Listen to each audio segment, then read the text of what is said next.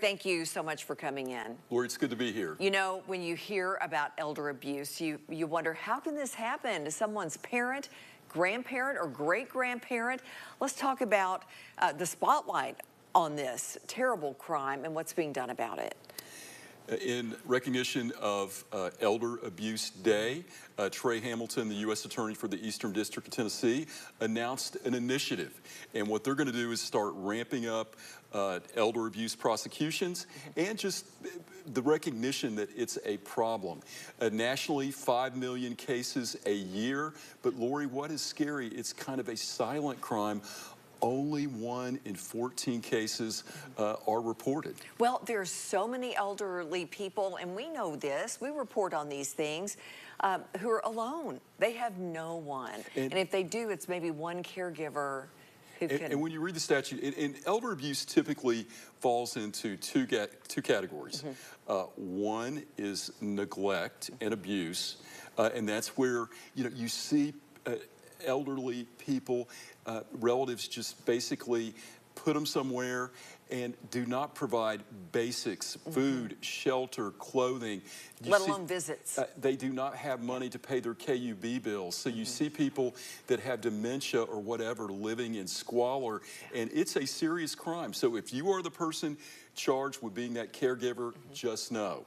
The second crime that is really escalating in the state of Tennessee is financial abuse of the elders.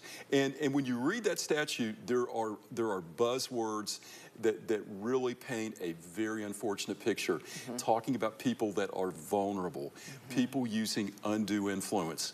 And Lori, statistics show, you know who the biggest perpetrator of financial abuse of the elderly? Who? Family members. And you know, that can break a family apart. It can tear a family apart. But let's talk about the potential penalties. I mean, it can range from a low-level felony to an E, but all the way up to a B felony, which carries 8 to 12 years, depending the amount of the financial impropriety or the amount of the abuse and neglect.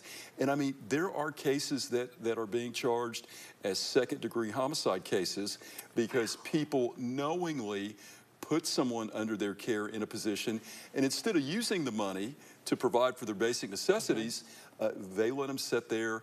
And Lori, this is the time of year when you have people that are vulnerable, you have people with cognitive impairment. They shouldn't be at a house without basic necessities when the temperatures spike to the 90s, to the hundreds.